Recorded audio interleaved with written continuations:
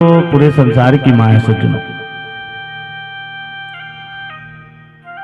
लेकिन मां सती जहां कहीं भी हो क्षमा करें, मैं आपको बताऊं मियां सती का मन कथा में नहीं लगता है। जैसे आप लोग का मन नहीं लगता है ना, ऐसे सती मैया का भी मन कथा में नहीं लगता है। भगवान भोलेनाथ ने मियां सती को एक बार नहीं बल्कि 3 बार कथा सुनाने का प्रयास किया है और तीनों बार मियां सती कथा नहीं सुन पाई। पहली बार जिस समय त्रेता युग में प्रभु श्री राम का वनवास हुआ था, राम लक्ष्मण मैया जानकी वन में थे और जानकी का हरण हो गया, तो राम और लक्ष्मण वनवासी का वेश बनाए हुए मैया जानकी को ढूंढ रहे हैं। और उसी समय भगवान भोलेनाथ मैया सती को अपने साथ में लेकर के कथा सुनने के लिए कुंभज ऋषि के आश्रम पे जा रहे थे। लिखा है गोस्वामी जी ने कि एक बार त्रेता युग माही शंभु गए कुंभज ऋषि पाही, संग सती जग जननी भवानी, पूजे ऋषि अखिलेश्वर जानी। साथ में मैया सती को लेकर के जा रहे थे और उसी समय राम और लक्ष्मण वनवासी का वेश बना करके मियां जानकी को ढूंढ रहे हैं। बिल्कुल विक्षिप्त सी स्थिति है। हे खग हे मृग मधुकर सेनी, तुम देखी सीता मिगनैनी। पक्षियों से पूछते हैं, मृग से पूछ रहे हैं। भगवान भोलेनाथ ने जब राम जी को देखा तो दूर से ही प्रणाम किया, हे प्रभु मेरा प्रणाम स्वीकार करें। ये देख करके मैया सती के मन में बड़ा क्षोभ हुआ। मैया सती सोचने लगी कि आप देवाधिदेव महादेव हैं और आप एक वनवासी को प्रणाम कर रहे हैं। भगवान भोलेनाथ ने कहा, सती तुम हमेशा पूछती थी ना मुझसे कि हमारे इष्ट देव कौन है, देखना चाहती हो? यही मेरे इष्ट देव हैं। सती मैया को विश्वास नहीं हुआ, प्रभु आप देवाधिदेव महादेव हैं और एक साधारण मनुष्य, इनको आप प्रणाम कर रहे हैं। अगर ये भगवान होते तो एक स्त्री के विरह में पागलों की तरह इधर उधर भटक रहे हैं। ये कौन से भगवान के लक्षण हैं? ये कौन से भगवान हैं जो स्त्री के लिए पागलों की तरह वनवासी का वेश बना करके इस विचित्र अवस्था में भटक रहे हैं? मुझे विश्वास नहीं है ये कोई भगवान नहीं हो सकते।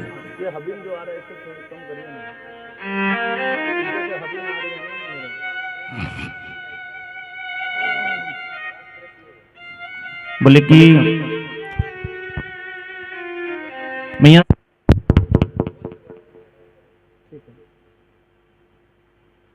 हो गया, हरिओम।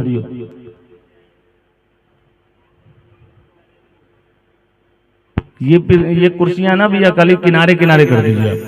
अभी भी हम ही हो रहा है भैया, आप मेरा वही माइक चेंज कर दीजिए, माइक डिस्टर्ब कर रहा है। रितेश भैया ये जो कुर्सियां है ना केवल साइड साइड से लगा दीजिए, बीच में ऐसे खाली जगह छोड़ दीजिए और ऊपर से गद्दा मंगवा के और बिछवा दीजिए।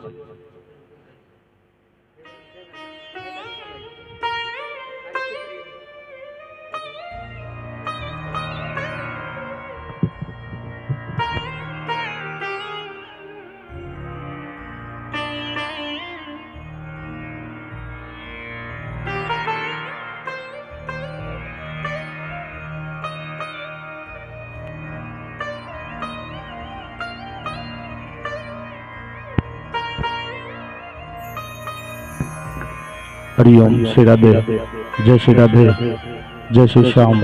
ओम।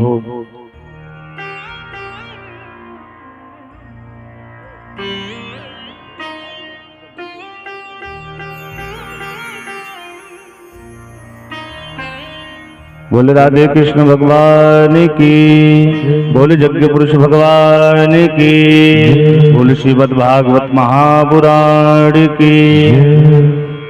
सज्जनों, मियां सती को अभी भी विश्वास नहीं हो रहा है। मियां सती कहती है कैसे भगवान है? अगर ये भगवान होते तो एक स्त्री के विरह में ऐसे पागलों की तरह भटक रहे होते।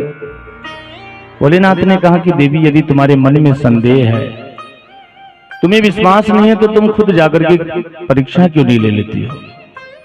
जो तुम्हारे मन अति संदेह हो, तो तुम जाई परीक्षा ले हो। आज मियाँ सती प्रभु श्री राम की परीक्षा लेने के लिए जा रही है सज्जनों, तो ध्यान से सुनिएगा, बड़ी सुंदर कथा है। परीक्षा लेने भी गई तो एक दिन मैंने कहा था ना कि प्रभु जी को जाको दारुण दुख दे ही, ताकि मति पहले हर ले। ऐसी मति खराब हुई मियाँ सती की कि स्वयं सीता का वेश बना करके चली गई।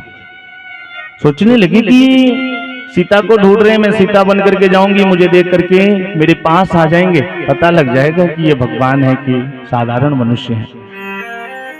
और सीता बन करके उसी मार्ग में जाकर के खड़ी हो गई जिस मार्ग से राम और लक्ष्मण हाय सीते करते हुए सीता को ढूंढ रहे हैं।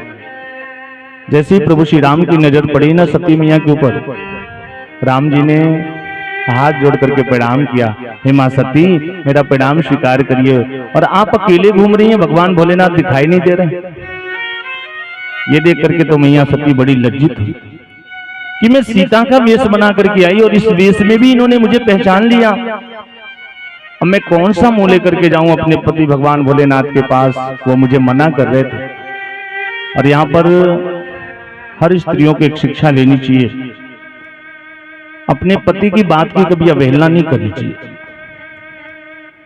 भगवान भोलेनाथ ने बताया, मैया सती अगर मान गई होती तो आज उसको ऐसे लज्जित नहीं होना पड़ता। मैया सती बड़ी लज्जित हुई, वहां से वापस लौट करके भगवान भोलेनाथ के पास पहुंचती हैं। भगवान भोलेनाथ ने जब सती मैया को देखा तो पूछा कि देवी परीक्षा ले लिया तुमने, अब तो विश्वास हो गया हमें। लेकिन ये नहीं पूछा कि परीक्षा कैसे लिया, और सती मैया ने बताया भी नहीं कि मैं सीता का वेश बना करके गई थी। भगवान भोलेनाथ समाधि में ध्यानमग्न होकर के देख रहे हैं, सब कुछ समझ गए कि सती सीता का वेश बना करके गई थी। आज भगवान भोलेनाथ सोचने लगे कि सती ये तूने कितना बड़ा अपराध कर दिया, जिस सीता को मैं अपनी मां मानता हूं, मेरे मां का स्वरूप बना करके गई थी, और आज के बाद मैं तुझे किस स्वरूप में स्वीकार करूं, अपनी मां के रूप में स्वीकार करूं या अपनी पत्नी के रूप में स्वीकार करूं। और उसी समय भगवान भोलेनाथ मन ही मन संकल्प करते हैं, शिव संकल्प कीन मन माही, तन सती भेंट मोहिनाही, तन सती भेंट मोहिनाही।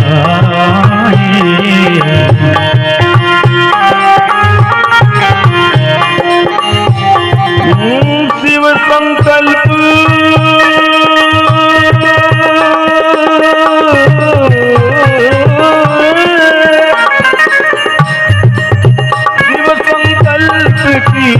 मन माही, तन सती भेंट मोहिनाही,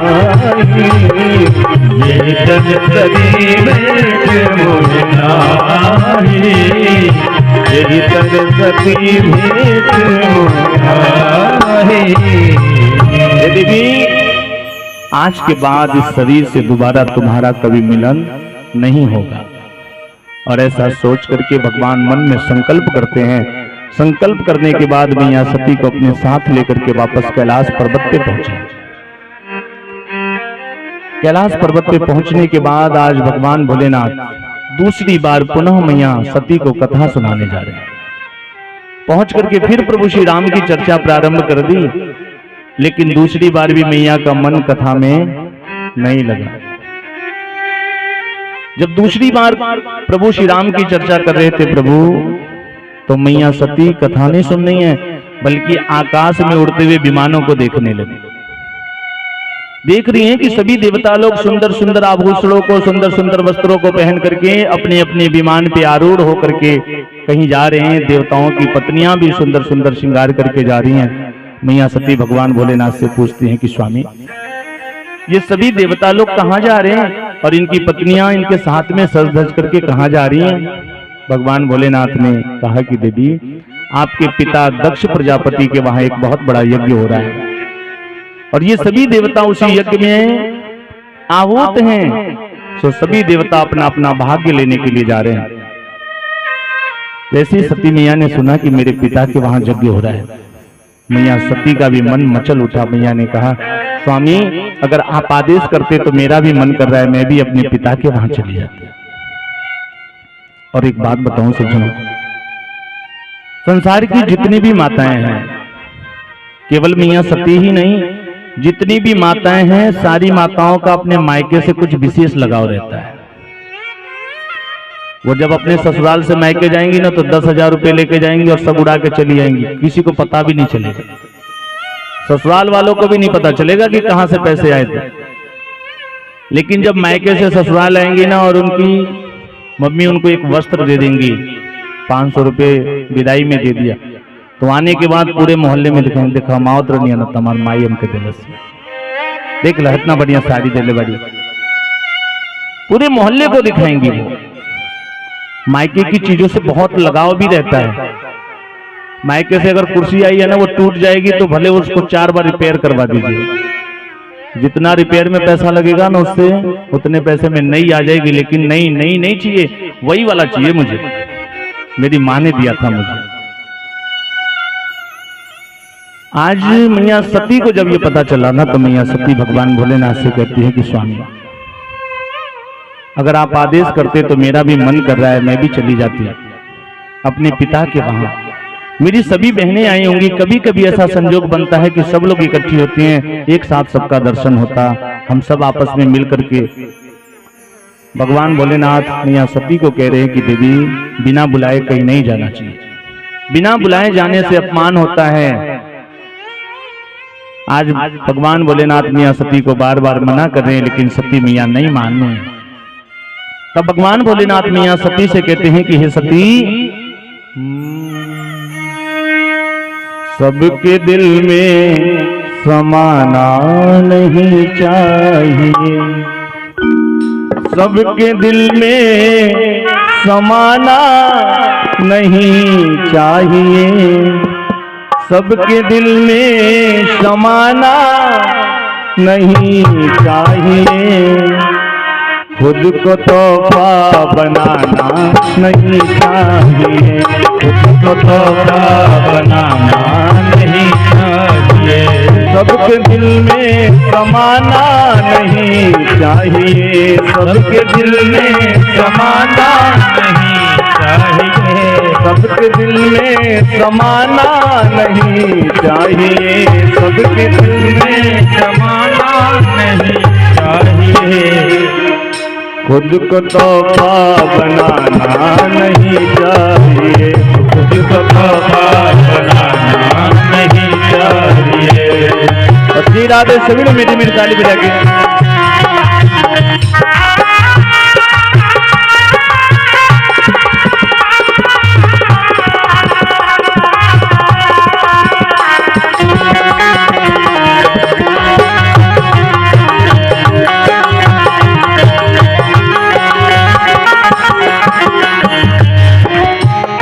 जिस जगह जाके इंसान छोटा लगे, जिस जगह जाके इंसान छोटा लगे,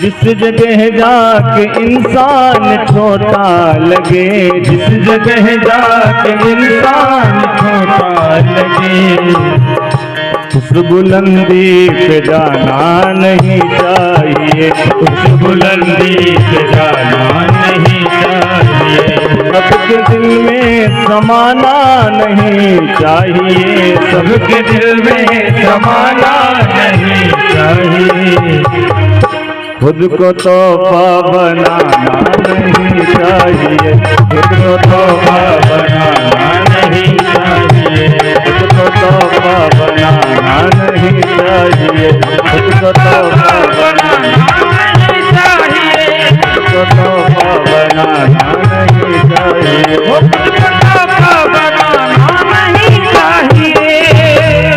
बोल राधे कृष्ण भगवान की।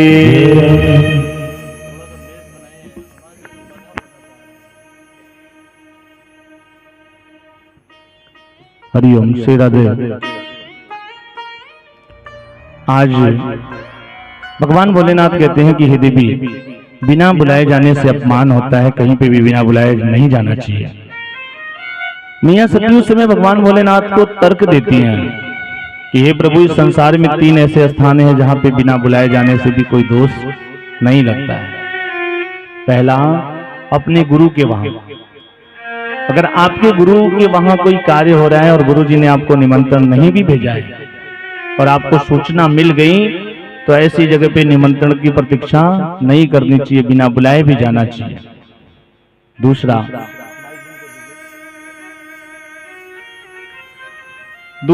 अपने पिता के वहां जाने के लिए किसी भी प्रकार के निमंत्रण की आवश्यकता नहीं है, क्योंकि वो हमारे जनक हैं और पिता के वहां जाने के लिए निमंत्रण की आवश्यकता नहीं है सच में।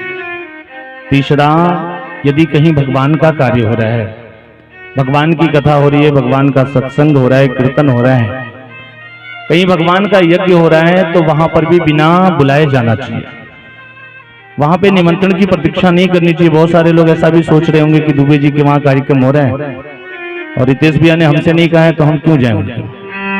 मैं आपको बताऊं सज्जनों, यज्ञ जगदीश का होता है और जगदीश समस्त संसार के होते हैं, परमात्मा सबके। तो यज्ञ में जाने के लिए किसी भी प्रकार के निमंत्रण की आवश्यकता नहीं होती है। वहां पर बिना बुलाए जाने से कई गुना ज्यादा पुण्य फल की प्राप्ति होती है। ऐसे स्थानों पर बिना बुलाए जाना चाहिए। आज मियां सती जब भगवान भोलेनाथ से कहती हैं तो भगवान भोलेनाथ ने कहा, देवी बात तो तुम ठीक कह रही हो, यदि तुम्हारी इच्छा है, तुमने मन बना लिया है कि तुझे जाना ही जाना है, तो ठीक है, आप जाइए, लेकिन शीघ्र ही जग देख करके वापस चले आइएगा।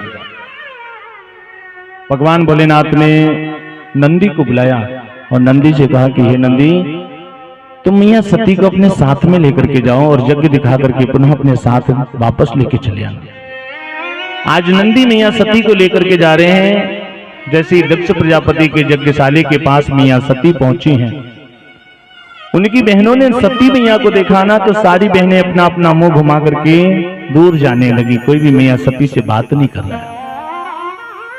मियां सती को तो पहला झटका लगा। उनके पिता ने जब मियां सती को देखा ना, तो वो भी मियां सती से बात नहीं कर रहे हैं, बल्कि ये सोच रहे हैं कि इसको तो मैंने निमंत्रण ही नहीं दिया था, पता नहीं कहां से चली आई, और ये आ रही है तो पीछे से वो पागल भी आ रहा होगा, क्योंकि भगवान भोलेनाथ को दक्ष प्रजापति अपना शत्रु मानता था। केवल मां सती की मां ने जब देखा है मियां सती को, तो आकर के अपने हृदय से लगा करके कहती हैं कि बेटी कब आई हो, आओ ना, बैठो। वो स्वामी जी ने लिखा है कि सादर बहुरी मिली एक माता, केवल मां सती की मां ने मैया सती का सम्मान किया है, बाकी उनकी बहनें, उनके पिता, कोई भी उनसे बात नहीं कर रहा। मैया सती अपनी मां से मिलने के बाद यज्ञशाले की परिक्रमा करती हैं, और परिक्रमा करने के बाद यज्ञशाले में जैसे ही प्रवेश किया है, तो देखते क्या है कि उस यज्ञशाले में सज्जनों सभी देवताओं के भाग सुरक्षित रखे हैं, सभी देवताओं का स्थान सुरक्षित है। उस यज्ञ में विष्णु कलश रखा है, पितृ कलश रखा है, लेकिन रुद्र कलश की स्थापना नहीं हुई है। भगवान भोलेनाथ को कोई स्थान नहीं दिया गया है। और ऐसा देख करके मियां सती उस यज्ञ में अपने पति का इतना बड़ा अपमान देख करके मियां सती बिल्कुल अस्तंभ हो गई। सोचने लगी कि भगवान भोलेनाथ ने मुझे मना किया था और मैं उनकी बात न मान करके जबरदस्ती करके अपने पिता के वहां आई, और यहाँ आने के बाद अपने पति का अपमान देख करके मैं वापस कैसे जाऊंगी, और वापस जाऊंगी तो भगवान भोलेनाथ को मैं क्या मुंह दिखाऊंगी, उनको क्या जवाब दूंगी। ये सोच करके मियां सती आज बड़ी दुखी हो रही है। उस समय मां सती अपने दोनों भुजाओं को उठाती है, क्रोध रूपी अग्नि में जलने लगी, और गुस्से में आकर के, क्रोध में आकर के कहती है कि हे देवता लोग, हे सभासदगण, हे मुनिगण, जिस किसी ने भी मेरे पति भगवान भोलेनाथ की निंदा अपने आंखों से देखी है या अपने कानों से सुनी है, मैं सत्य कहती हूं, सभी लोगों को इसका परिणाम भुगतना पड़ेगा, क्योंकि भगवान भोलेनाथ सिर्फ मेरे पति ही नहीं अपितु समस्त संसार के पिता भी हैं। और इतना कह करके मियां सती दक्ष प्रजापति के यज्ञ कुंड में प्रवेश करना चाहती थी। तमाम सारे कथाव्यास लोग आप लोगों को बताते हैं कि मियां दक्ष प्रजापति के हवन कुंड में प्रवेश कर गई, अपने शरीर का त्याग कर दिया, लेकिन मैं आपको बता रहा हूं ऐसा नहीं हुआ था। सच में मियां सती जैसे दक्ष प्रजापति की यज्ञ कुंड में प्रवेश करना चाहती थी, उस यज्ञ से साक्षात अग्निदेव प्रकट हो गए और हाथ जोड़ करके कहते हैं कि मां सती, इतना बड़ा अपराध मुझसे मत कराइए। आप जैसे सती नारी को जलाने का सामर्थ्य मेरे अंदर नहीं है, ये पाप मुझसे मत करवाइए। अग्निदेव हाथ जोड़ करके सामने खड़े हैं। तब मैया सती अपने दाहिने पैर के अंगूठे को जमीन पे रगड़ना शुरू करती है। क्रोध में आकर के मैया सती ने अपने दाहिने पैर के अंगूठे को जमीन पे रगड़ा है, जिससे योग अग्नि को प्रकट किया है और उस योग रूपी अग्नि में माता सती का पूरा शरीर जलने लगा। और सज्जनों, वहां मैया सती ने अपने शरीर का परित्याग करने से पहले भगवान श्री हरि से एक वरदान मांगा है। आज पूरा शरीर जल रहा है मैया सती का, लेकिन मरते समय प्रभु भगवान श्री राम से एक वरदान मांगती हैं कि हे प्रभु, सती मरण हरिशन बरु मांगा, सती मरण हरिशन बरु मांगा, जन्म जन्म शिव पद अनुरागा, सती मरण हरिशन बरु मांगा, जन्म जन्म शिव पद अनुरागा। श्री राम जय राम जय जय राम, जय जय विघ्न हरण हनुमान। श्री राम जय राम जय जय राम, जय जय विघ्न क्या आप लोग बताइए, भगवान से कोई मुकदमा चल रहा है क्या आप लोग का? ठाकुर जी से कोई दुश्मनी तो नहीं है? कहीं ऐसा तो नहीं कि गोविंद नाम का कोई पटदार हो, शत्रु हो, आप लोग का कुछ हड़प लिया हो? ऐसा नहीं है तो सभी लोग प्रेम से ताली बजाइए। श्री राम जय राम जय जय राम, जय जय विघ्न हरण हनुमान। श्री राम जय राम जय जय राम, जय जय विघ्न हरण हनुमान।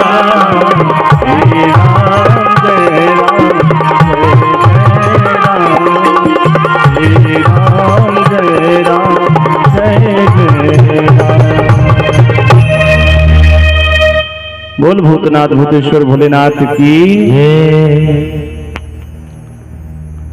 रितेश भैया आप बाहर चले जाइए गेट पे, आप व्यवस्थापक है ना, आपको बैठना अच्छा नहीं लग रहा है। आज हमारे तिवारी जी भी ऐसे कोने में बैठे हैं, हम उनको देख ही नहीं पा रहे। सज्जनों, मैया सती मरने से पहले वहां भगवान से एक वरदान मांगती है कि हे प्रभु, इस जन्म में तो भगवान भोलेनाथ मुझे पति के रूप में प्राप्त हुए, लेकिन इसके बाद फिर दोबारा जब भी कभी मेरा जन्म हो, जब भी मैं अवतार लेकर के आऊं, तो उस जन्म में भी भगवान भोलेनाथ ही मुझे पति के रूप में प्राप्त हो, ऐसा वरदान दे दीजिए। और यही कारण था कि यही मैया सती अगले जन्म में राजा हिमांचल के वहां पार्वती के रूप में अवतरित होकर के आई।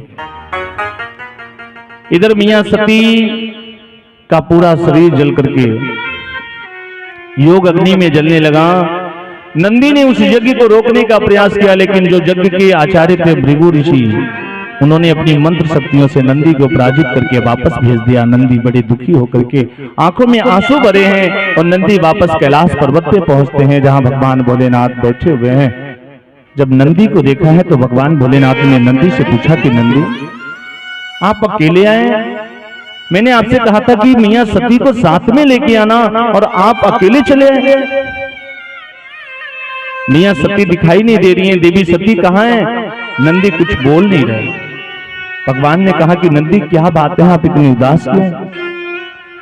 आज नंदी रुदन करते हुए कहते हैं कि प्रभु, मां सती मुझे ही नहीं अपितु इस समस्त संसार को छोड़ करके चली गई, मुझे आपको संसार को छोड़ करके चली गई। मैया सती अभी संसार में नहीं रही। और सज्जनों, जैसी भगवान भोलेनाथ को ये बात पता चली, भगवान भोलेनाथ क्रोध में आकर के अपनी जटा से एक बाल निकाल करके जमीन पे पटकते हैं, जिससे वीरभद्र नाम का दैत्य उत्पन्न हुआ। उस वीरभद्र ने भगवान भोलेनाथ की परिक्रमा किया और हाथ जोड़ करके कहा कि पिताजी, आपने मुझे क्यों बुलाया है, मेरे लिए क्या आदेश है? भोलेनाथ ने कहा जाओ और जाकर के दक्ष प्रजापति के यज्ञ को विध्वंस कर दो। आज वीरभद्र चलता है सज्जनों, जिस मार्ग से वीरभद्र चलता है हवाएं चलने लगी, बड़ी जोर से आंधी, धूल उड़ने लगे। यज्ञ के जितने भी आचार्य थे सभी भयभीत हो गए। ये तो गोधूली का समय भी नहीं है, फिर इतनी हवाएं कहां से चल रही, तूफान कहां से आ रहा है। देखते देखते वीरभद्र वहां पहुंचता है, पूरे यज्ञशाले को तोड़ करके तहस नहस कर दिया। और जिस किसी ने भी वीरभद्र को रोकने का प्रयास किया ना, वीरभद्र ने उसको दंडित किया है। दक्ष प्रजापति के सर को धड़ से अलग कर दिया गया। जिस समय मां सती का अपमान हो रहा था ना, तो भृगु ऋषि थे जो उस यज्ञ के आचार्य थे। बड़ी बड़ी दाढ़ी थी दक्ष प्रजापति के आचार्य। वीरभद्र ने उनकी दाढ़ी नोच ली। एक पूखा ऋषि थे, वो दांत दिखा दिखा करके हंस रहे थे, उनका दांत तोड़ दिया।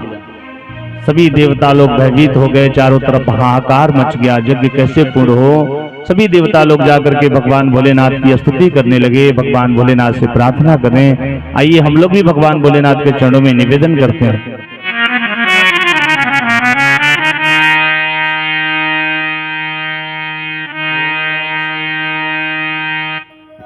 ओम नमः शिवाय, ओम नमः शिवाय, हर हर भोले नमः शिवाय। ओम नमः शिवाय, ओम नमः शिवाय, हर हर भोले नमः शिवाय। ओम नमः शिवाय, ओम नमः शिवाय, हर हर भोले नमः शिवाय। ओम नमः शिवाय, ओम नमः शिवाय, हर हर भोले नमः शिवाय। नमः शिवाय, ओम नमः शिवाय, हर हर भोले नमः शिवाय। नमः शिवाय, नमः शिवाय, हर हर भोले नमः शिवाय। नमः शिवाय, ओम नमः शिवाय, हर हर भोले नमः शिवाय। ओम नमः शिवाय, ओम नमः शिवाय, हर हर भोले नमः शिवाय।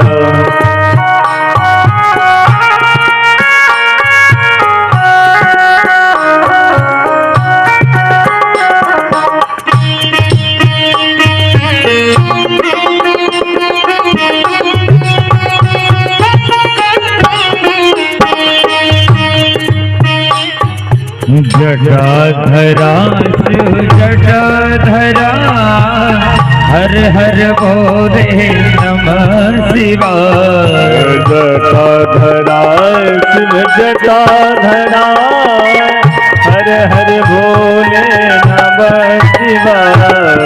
जटाधरा शिव जटाधरा, हर हर भोले नमः शिवाय। जटाधरा शिव जटाधरा, हर हर भोले नमः शिवाय। नमः शिवाय, ओम नमः शिवाय, हर हर भोले नमः शिवाय। नमः शिवाय, ओम नमः शिवाय, हर हर भोले नमः शिवाय।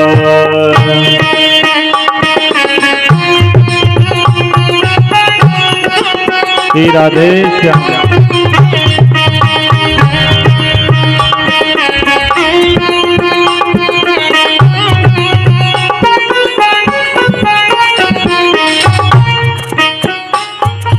गंगाधराय शिव गंगाधराय, हर हर भोले नमः शिवाय।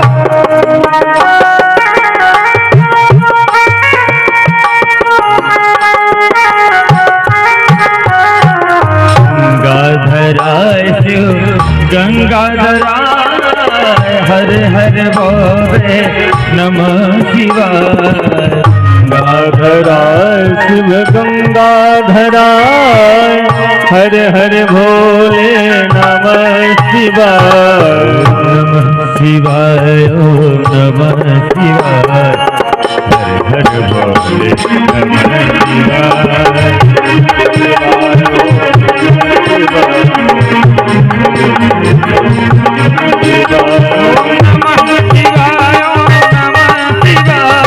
हर हर भोले नमः शिवाय, नमः शिवाय नमः शिवाय, हर हर भोले नमः शिवाय, नमः शिवाय नमः शिवाय, हर हर भोले, हर हर भोले, हर हर भोले नमः शिवाय। बोल भूतनाथ भूतेश्वर भोलेनाथ की। सज्जनों, आज सभी देवता लोग जाकर के भगवान भोलेनाथ की स्तुति करने लगे। उन देवताओं की स्तुति से प्रसन्न होकर के भगवान भोलेनाथ आज दक्ष प्रजापति के यज्ञशाले के पास पहुंचे हैं। आप विचार करिए कि जिस यज्ञ का जजमान ही सुरक्षित ना रहा हो, वो यज्ञ कैसे पूर्ण हो। सभी लोगों ने भगवान भोलेनाथ से विनय किया कि प्रभु दक्ष प्रजापति को जीवित किया जाए। तो आपने देखा होगा बकरे का सर ला करके दक्ष प्रजापति के धड़ में लगाया गया। उसी दिन से दक्ष प्रजापति का सर बकरे का सर हो गया। भृगु ऋषि आकर के रुदन करने लगे, प्रभु आपके वीरभद्र ने मेरी दाढ़ी नोच ली। आपने देखा होगा बकरे की थोड़ी सी दाढ़ी होती है ना, वो दाढ़ी भगवान भोलेनाथ ने भृगु ऋषि को लगा दिया। और आज भी जो भृगु वंशीय ब्राह्मण होते हैं, मैं 100 में 100 तो नहीं कहता, लेकिन 100 में 80% आप देखिएगा उनकी पूरी दाढ़ी नहीं होती। पूखा ऋषि आकर के रुदन करने लगे कि प्रभु आपके वीरभद्र ने मेरे दांत तोड़ दिए, मैं क्या खाऊंगा, कैसे जीवन यापन करूंगा। भगवान भोलेनाथ ने कहा चिंता मत करिए। उसी दिन से भगवान भोलेनाथ ने सतुआ बनाया, सतुआ का निर्माण किया। बोले सतुआ खाइए, भगवान का भजन करिए, और तभी से सतुआन का पर्व मनाया जाने लगा। अब तो ये धीरे धीरे सतुआन का पर्व भी समाप्त होता जा रहा है।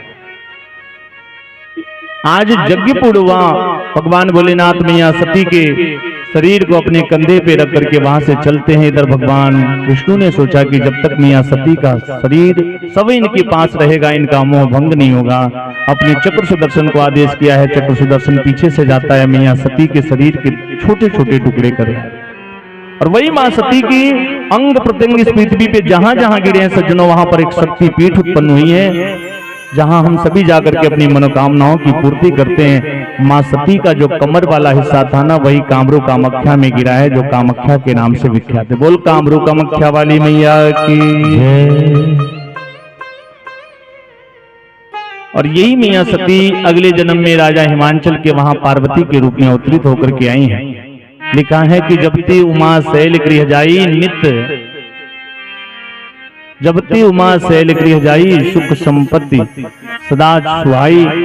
जिस दिन से मैया पार्वती का जन्म हुआ है, राजा हिमांचल के नगर में किसी चीज की अभाव नहीं है। और सज्जनों, इन्हीं पार्वती मैया का विवाह भगवान भोलेनाथ के साथ में हुआ है, जो कथा हम लोग श्रवण करने के लिए बैठे हुए।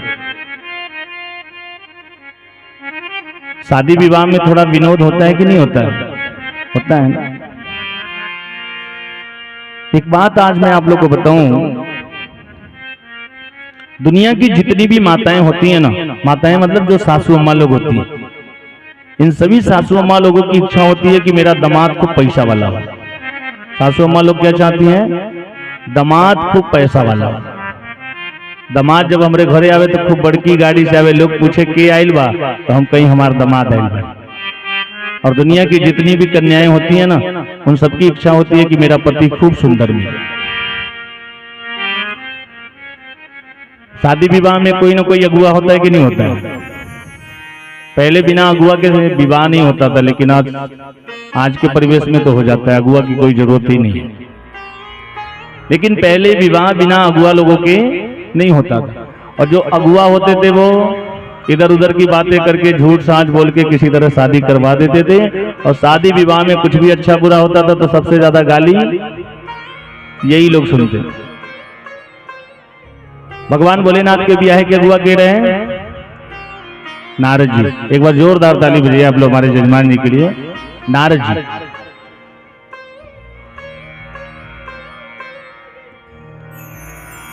नारद जी एक बार, ये विनोद की बात बता रहा हूं, राजा हिमांचल के नगर में नारद जी पहुंचे। अच्छा एक बात और बता दीजिए आप लोग, चूंकि अभी स्टार्टिंग हो रही है, कितने लोग भगवान भोलेनाथ के बराती हैं? जरा हाथ ऊपर उठाइए। अरे शर्माइए नहीं, जो लोग बराती हैं हाथ ऊपर उठाइए। क्या बात है, देखिए वो बाबू पीछे उठाया, हमारे रितेश भैया। अच्छा जितने लोगों ने हाथ ऊपर उठाए वो सब बराती, और जो लोग नहीं उठाए वो लोग घराती। तो घराती वाले बरातियों की तैयारी में लग जाइए। इधर तो बैंड वाले हैं, ये उठाए ना उठाए कोई बात नहीं। श्री राधे। नारद जी एक बार राजा हिमांचल के नगर में पहुंचे। मैना रानी ने नारद जी को देखा, बड़ा सुंदर सम्मान किया। नारद जी के बैठा के जलपान वगैरह करौली कली। बाबा सब बात छोड़ी, बताई कि दुल्हा देखले में कैसन बा, लइका कैसन बा।